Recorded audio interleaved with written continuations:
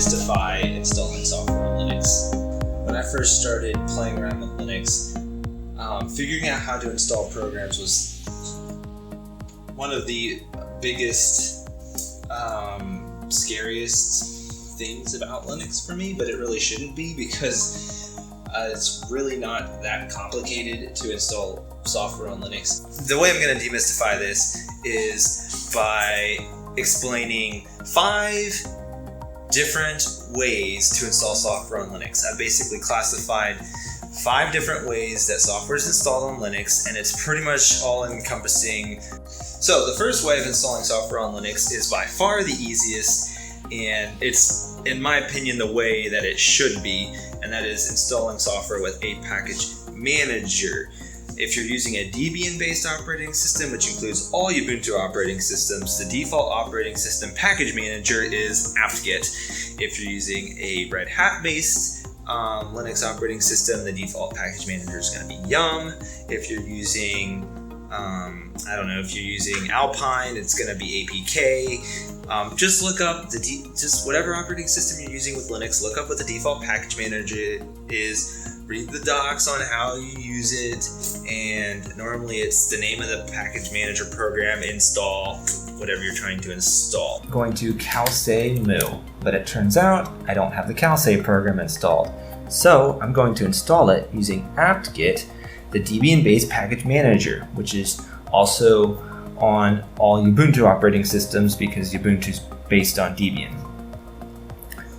So in order to install calsay using apt-get, I'm going to sudo apt-get install calsay.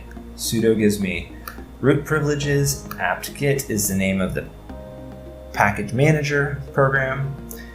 Install tells me that I'm going to be installing something instead of removing something or updating something. I'm going to be installing something, and then calsay is the program I'm going to install. It asks for my password, and then it tells me what it's going to be installing. So the neat thing about package managers is that they not only install the program you're trying to install, but they also install any dependencies that program requires. So in this case, not only is it going to install calsay, but because calsay requires calsay off, it's also going to install calsay off. So you can see the following additional packages will be installed: calsay off. So it asks me if I want to continue, and yes, I want to continue. Alright, it should have installed it, so now I can calsay moo, and woohoo, I feel like I'm in the country.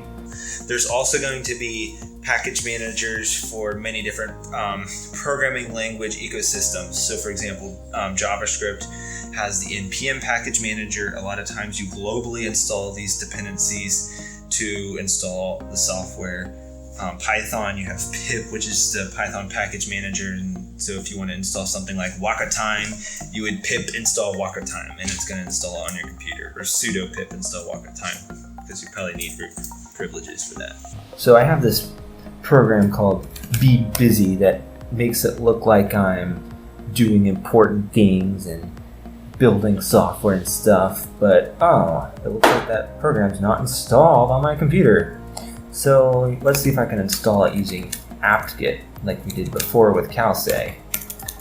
Sudo apt-get install busy, and unable to locate package Be Busy. Well, that's because this program's not on the Ubuntu apt-get repository. But it just so happens that this program is written in Node, or specifically JavaScript, and I can use the npm package manager or Node package manager to install it. So all I have to do that is sudo to get myself root privileges, npm because I'm using the Node package manager, install to install it, and specifically with npm, if I want to install a program to be used on the command line, I have to globally install it, and then Be Busy, and looks like it's trying to install it. And it installed it. Alright, let's see. Be busy. Let's see. Let's do medium speed. Okay. Well, there we go. Now it looks like I'm doing important things on my computer and I can take a nap. So, the NPM package manager is not an operating system package manager. It is a programming language package manager, which means it's a package manager that's used specifically to source dependencies for the JavaScript programming language, or specifically Node. So that means that it's not going to come by default on your computer, most likely. So if npm does not exist as a command, then you'll need to install Node. And when you install Node, it should install npm along with it. So if you go to nodejs.org and then go to downloads and scroll down and select install Node.js via package manager and select the operating system that you want to install it with, which in my case would be Debian and Ubuntu based distributions. And here we go, and you can see it actually uses apt-get to install Node.js. So you'd want to copy this and paste it in your terminal and run it. Okay, so the second way to install software on Linux is with a software package installer. And this kind of goes hand in hand with your package manager. Your package manager uses software installer packages to actually, it actually depackages them and installs them. Or this software installer package is what the package manager downloads and then runs to figure out where to install the software. So a lot of times you end up in a scenario where the package manager repo or whatnot does not actually have the software to download, and so, but you can go on the internet, Google it. For example, Google Chrome's a good example of this. Google Chrome's not in due to, I think, licensing or something. It's not in, like, you can't just sudo apt-get install Google Chrome, but you can download the software package installer and install it just fine. I want to browse the internet with my favorite browser, Google Chrome. So let's go ahead and run Google Chrome, and man not found, Google Chrome. I do not have Google Chrome installed on my computer. Well, let's see if I can install Google Chrome with my package manager. Sudo apt-get install Google Chrome. And what do you know? Unable to locate package Google Chrome. Well, I have an idea. I think I have Firefox on my computer. Aha, I do. So maybe I can see if Google Chrome has a download.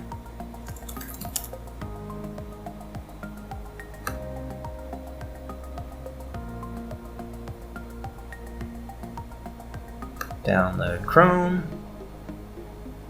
Please select your download package. Oh, I have a Debian Ubuntu operating system, so I definitely want to select that. Accept and install. Save the file. And let's see, did it download? Oh, it's downloading.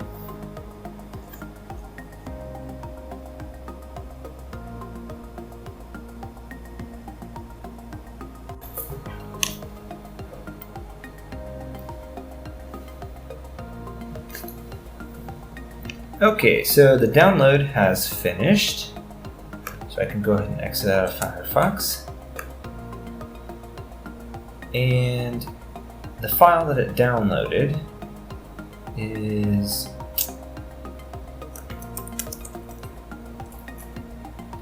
a DEB file. A DEB file. Well, maybe we could try running this file. Let's see. Let's do it with sudo command not found. Maybe I need to give it executable permission. Let's try that. Now let's try running it. Ooh, still not working. Well, that's because the DEB file is actually a package manager installer file, or basically it's the file that the package manager uses or downloads. So when we installed Calce with apt-get, it downloaded a DEB file and then unpacked the DEB file, and that's how it installed it. So the DEB file is the actual file that contains the program and everything in it, and the instructions about how to install it on your computer.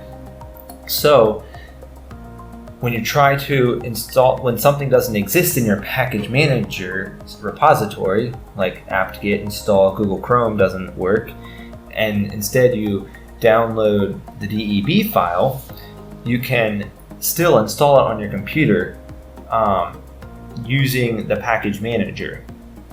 And this is how you would do that. With the Debian Ubuntu-based operating system, this is how you would do it.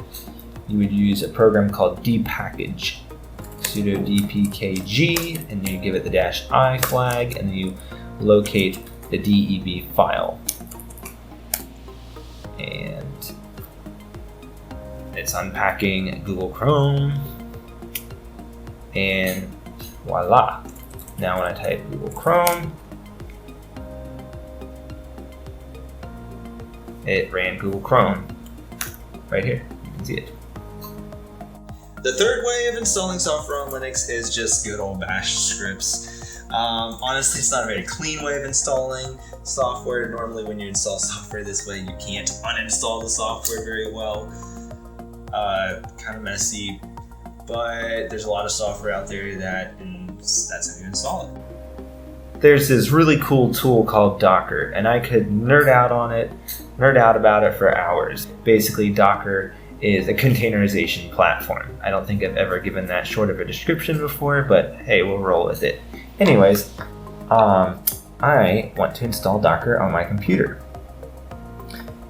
Docker is an example of a program that you install using a script.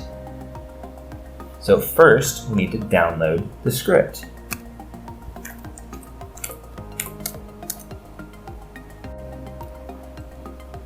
And we can download the script at get.docker.com. And here's the script. And then we just save the script onto our computer. And we need to save it as an sh file because it's a bash script. So I'm going to call it docker install.sh. And then in order to run it, I just simply need to sudo sh and then find the file. I think I put it on the desktop. Aha. And here it goes. And it will run the installation through a script. It's really easy to know when your installer is a script because it ends with the .sh extension. It looks like it didn't install, and that's because I actually already have it installed on my computer. But I wanted to at least show you what it's like to install it with a script. Now here's a really cool thing about script installers, and that is you can pipe them. And if you want to learn more about piping, I have a really cool video on it. So the way you do that is you would need to curl the location of the script. I'm going to use a -l flag, which means it's going to follow redirects. and in our case the script is located at get.docker.com. If you see, it's going to go ahead and dump the contents of the file out into the terminal. And of course that didn't actually install it, so really what I want to do is pipe it into sudo sh. And it goes through the installation process without even having to save the file on my computer. Now, do be warned, do be cautioned about this type of, about installing a file by piping it into sh. Since you're downloading it directly from the internet, make sure that the source where you're getting the file from is a trusted source. Okay, so kind of hand in hand with scripts, sometimes you have a binary executable installer. This is actually, if you've installed something on Windows, that's basically the only way you install software on Windows is with a binary executable installer. On Linux, occasionally, very rarely does this happen, but occasionally you have a scenario where you use a binary executable to install it. But it's kind of similar to installing something with a script. You just run the executable and then it installs it. So I'm going to install a program called Eclipse. It's a integrated development environment for the Java programming language. So I've already downloaded the file and I'm just going to extract it. So I'm going to tar xzbf downloads Eclipse. Alright, here we go. Let's list what's inside of the Eclipse installer folder. In this example, we kind of get a little bit of a hint as to what's going on because of this inst name. Basically, this is a precompiled binary, but not a precompiled binary of the actual program. It's a precompiled binary of the installer. And we know this for sure when we actually try to run this. So I can just go ahead and try and run it. Eclipse installer, Eclipse inst. And it's loading a graphical installer. So this is a very rare case that you have an installer like this, but it is an example of a case where you have a graphical installer that just installs it in its own way. Okay, so the fourth way that you install software on Linux is when you end up downloading precompiled binaries and you basically copy, paste, move those binaries around into their proper location, manually go through an alias thing sometimes. Basically, it's kind of the manual way of installing software on Linux. I have this program called Etcher that lets you flash an ISO file to a flash drive. And so I've downloaded the program and I want to install it. So this is how you would install a direct binary. You can think of it like an executable file. So the program that I downloaded is in a zip file that came in a zip file. So first I need to unzip the zip file. And so I can do that using unzip. And it's in my downloads folder.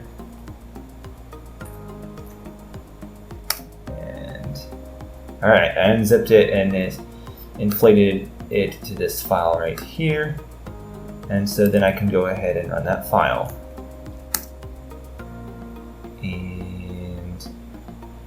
Or run that, binary. And it's working. But it's not technically installed yet.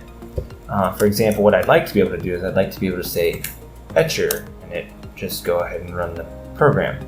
So in order to install a program like install a binary like this, you need to move it into the bin folder. Anything that's in your bin folder can be directly run.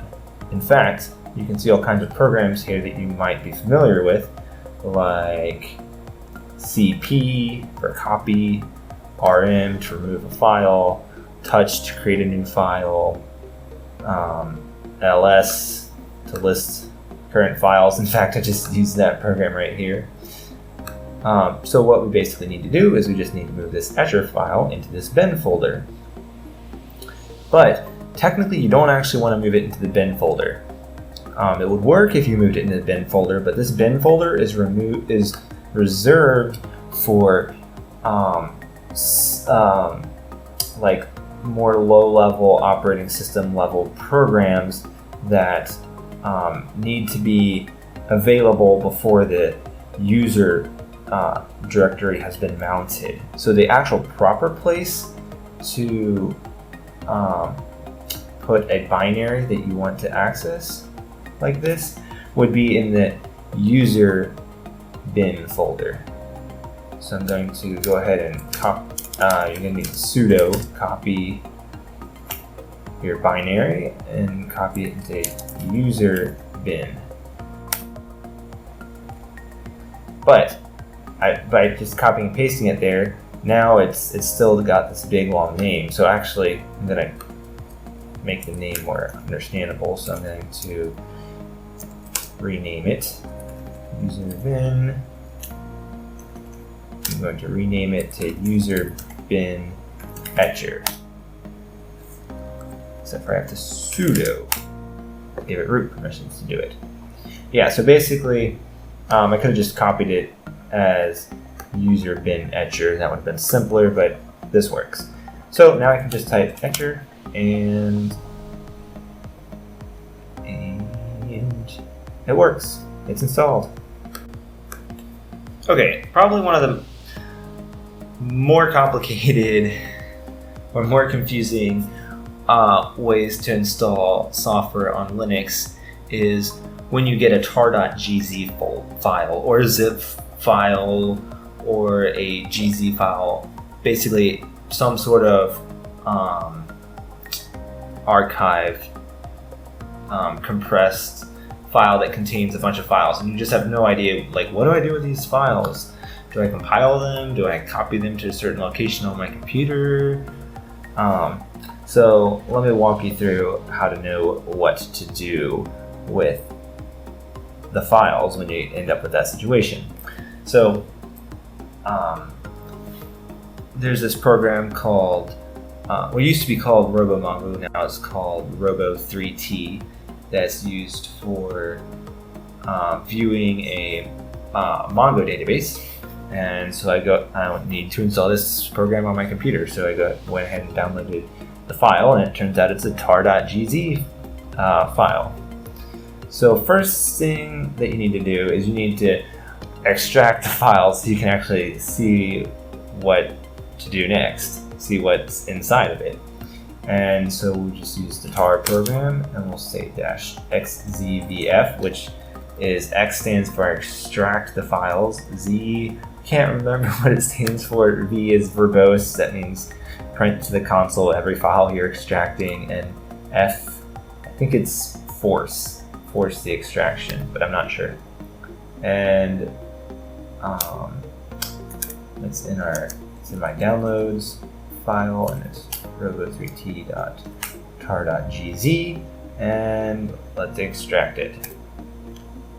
Okay, so it extracted it into this folder called robo3t, and so if we go ahead and list what's inside of this robo3t folder, we have a bin folder, a change log, copyright, description, a lib folder, and a license. We have no instructions of what to do with these files whatsoever, but we know what to do with these files, and this is how we know. We know because there's a bin folder. Whenever there is a bin folder, it means these files have already been compiled for this computer.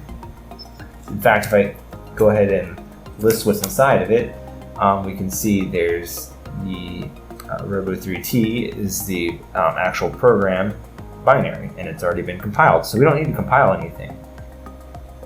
So we can actually just run the program binary directly like this, but it's technically not installed. We don't want to have to locate the location of the binary every time we want to run it. So what do we do? So Linux convention is, or the Linux file system operates on a certain convention. So if I was to list the very root directory, you'll notice it has a bin folder as well, and it also has a lib folder. So the reason we know that everything's been compiled in here is because we're seeing folders that are matching the folders that are in the root of our file system. So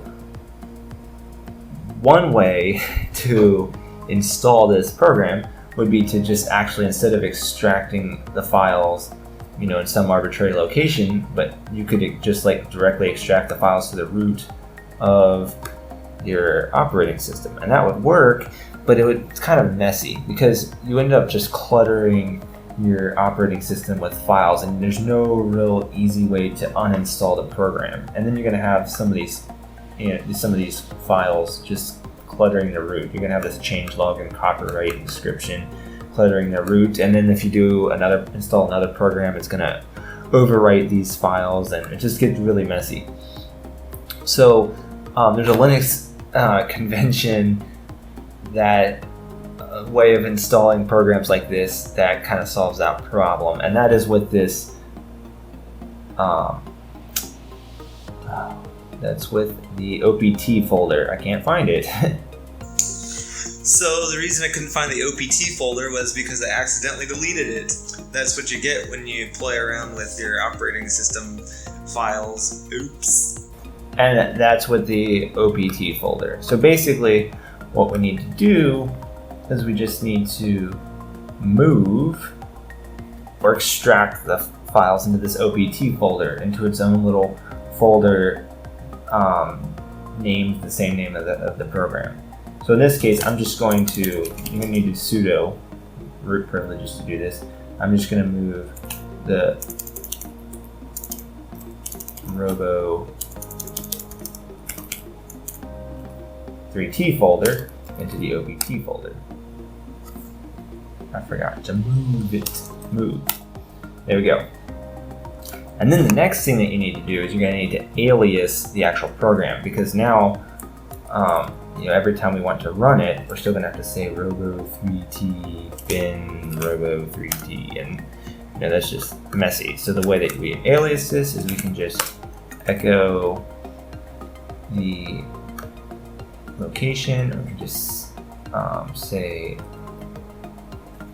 alias robo3t is equal to the location of it, and then we can write that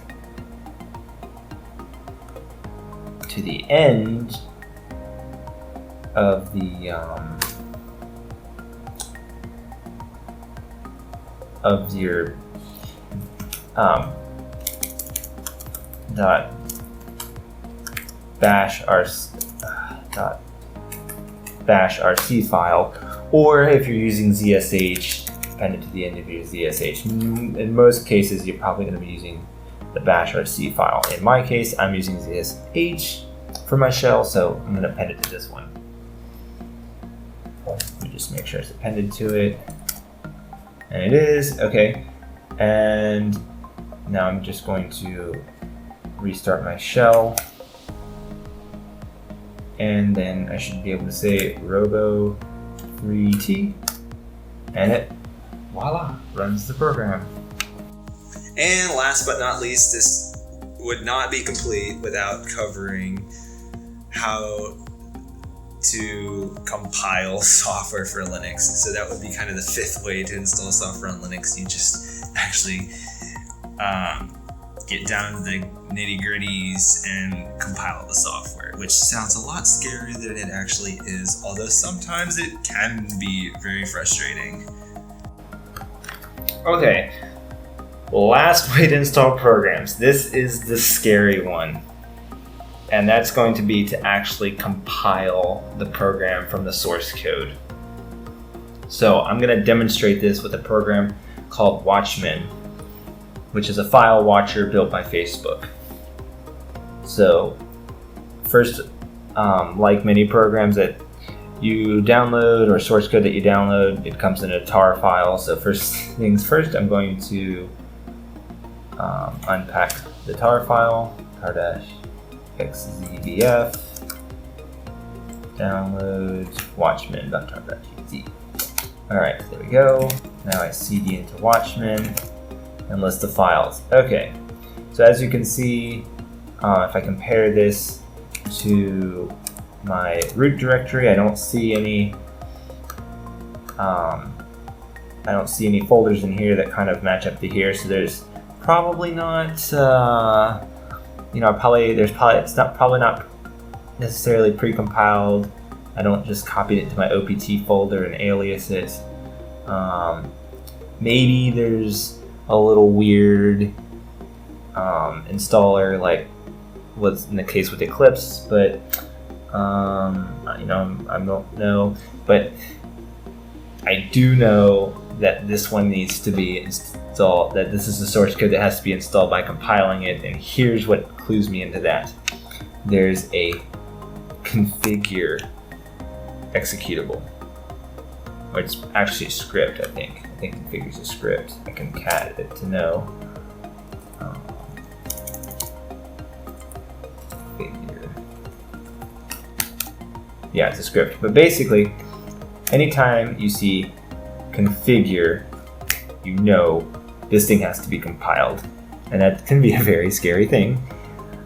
But I will walk you through the conventional way of compiling a program for Linux. And yes, you do have weirdos out there who break this convention, but for the most part, this is the convention. You see it, normally you see a configure executable or script normally. Okay, so that's straightforward. So you run the script. You normally run the script just by saying .configure. If configure is not already set with executable permissions, you can say sh.configure. That should work as well. And it goes through and checks to make sure that you have all the proper dependencies installed on your computer to build this program, which I do. Many times you will run into an error saying, such and such a dependency is not installed or is not on your computer, and then you'll have to go and install that dependency manually yourself. This is why package managers are so nice, because you don't have to worry about manually going and finding dependencies. But when you're compiling something, you have to do that. You have to make sure all the dependencies are installed. Okay, once you run that configure script, it should create a make file for you. And you'll know if you see this make file script. Yeah. Sometimes when you look at the source code, there is not a configure script, but you see a make file. And in that case, the developers of the program didn't use the traditional configure script to pre-check your dependencies, which can mean basically you don't have dependencies, or you won't. It can just basically make the process worse when trying to debug what dependencies you need. But in that case, obviously you wouldn't run the configure script, you just go straight to using the make file. And okay, so we have our make file. Basically, you need this make file for compiling, at least by convention. All right, so once you have the make file, then you can run make build. In this case, make build did not work. Oh, usually it's either make build or it's make. Yeah. So if make build doesn't work, then you can just run make. That should also work. And there it goes. It's compiling. Now it's actually going through the compile process, and this can take a long time.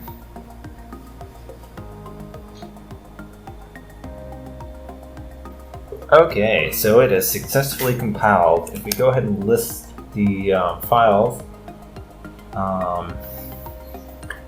You should be able to see a build folder or something like that.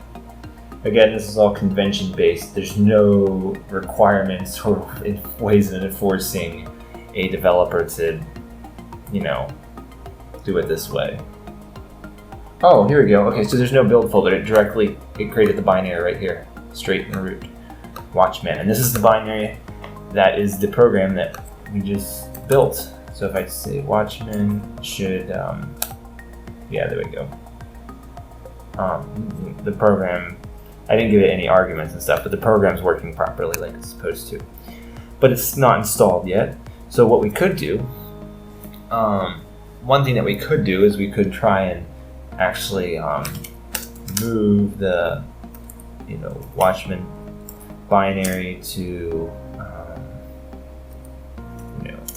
user bin,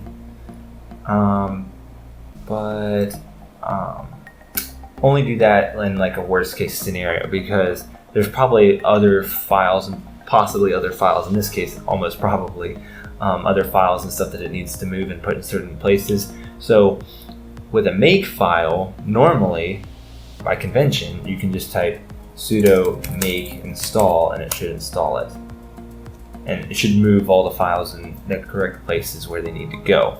In this case, boom, that worked. In the case where make install is not a valid make command, then I would just suggest move the binaries manually into the user bin folder. Again, just a reminder, oftentimes there's a README file that explains how to compile or install the program. Yes, in this case there is a readme.markdown file. So if we look at it, it probably just says run make and then make install. It doesn't. It just gives us links to go to.